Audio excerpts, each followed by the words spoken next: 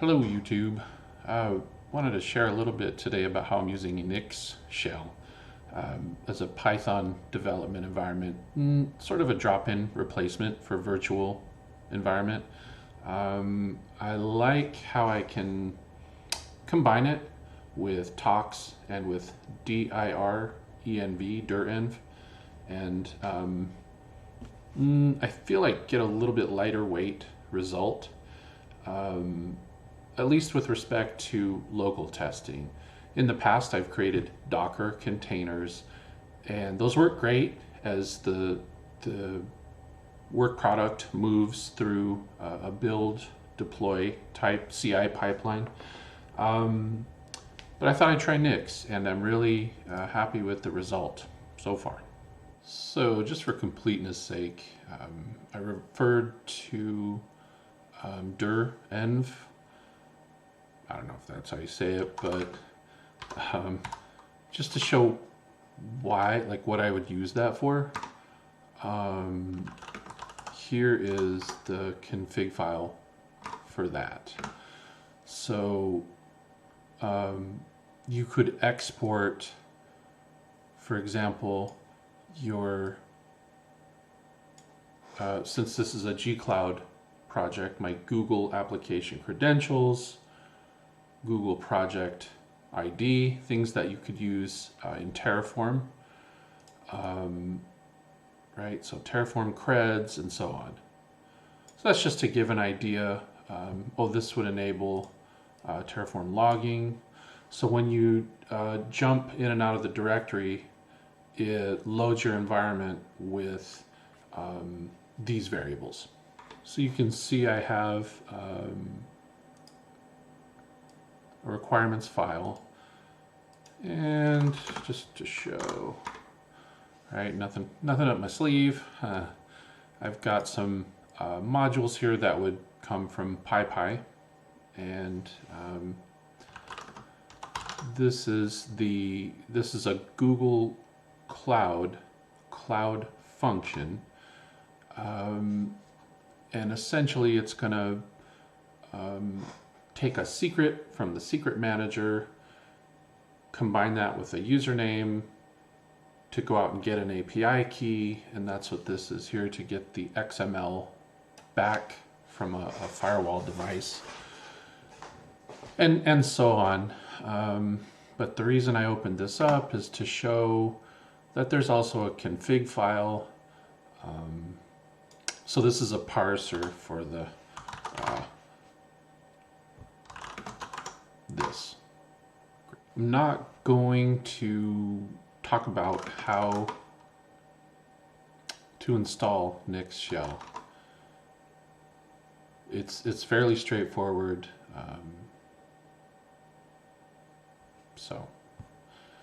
But I will show what happens when I invoke nix-shell.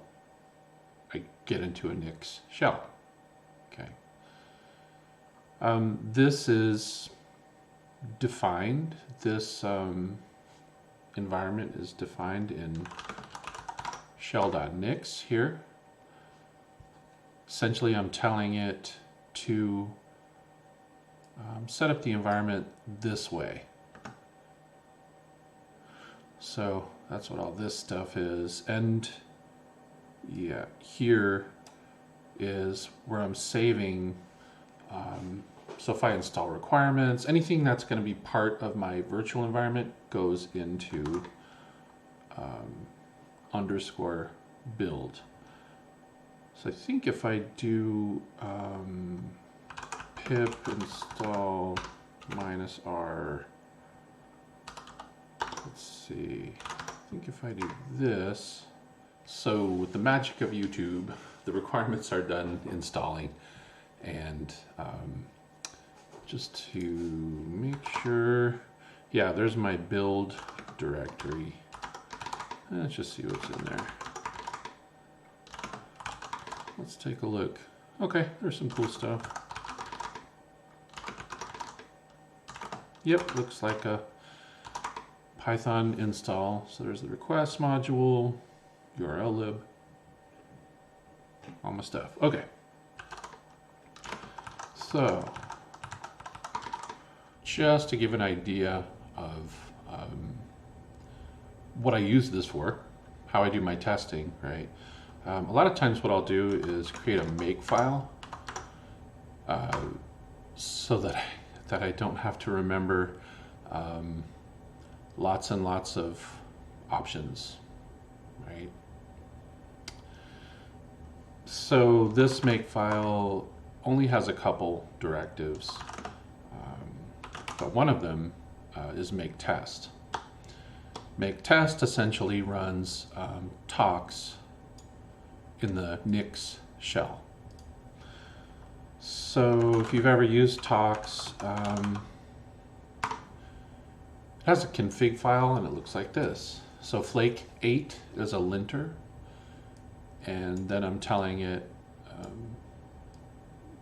test once with flake 8, test again with Python 3.8. This will go through and in the .talks directory, install all the requirements, run the linter, and so on. And there's a coverage module, so you get a report on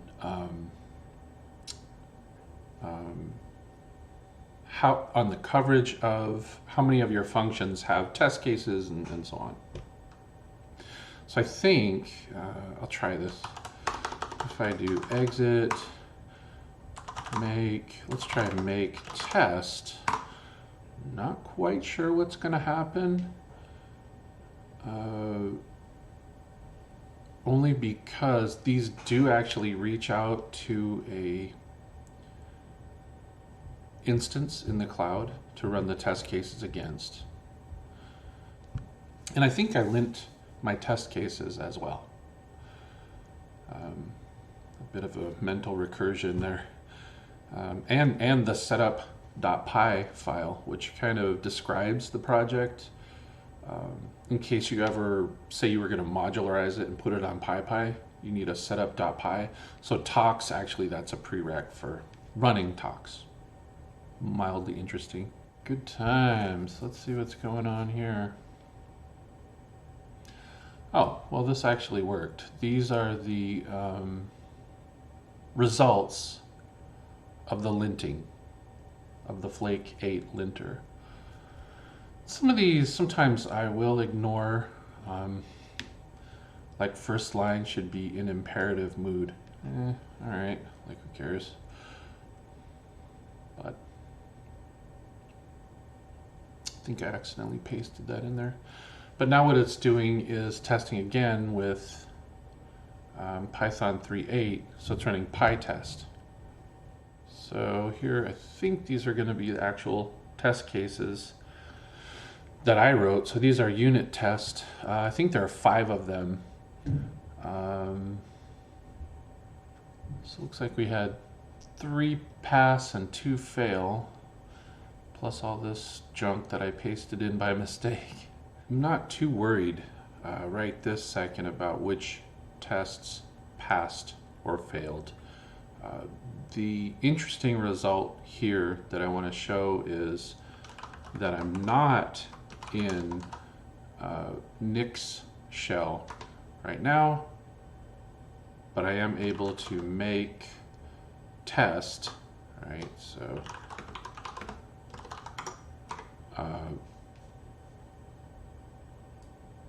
I have a directive there that will call nix-shell for me, because all that stuff is set up as specified in my shell.nix file, the specifier. Yeah, so pretty cool, pretty portable. So I've used this setup, in fact, this particular repo, between Mac, Linux, and I personally haven't, but I think it works on Windows. I can ask some folks. I have some other ways of running Nix that I think are also interesting that maybe I'll do in a separate video. For example, I have one that does Ruby gems, and then one that actually is structured more like when you think of a bash script, it's structured like that, but it's nix without all the extra files and so on. It's a pretty interesting result. But yeah, that's it. Again, I like the lightweight, not heavy Docker builder, Docker file, Docker compose, right? That whole thing I was able to do away with and slim things down. So thanks for watching.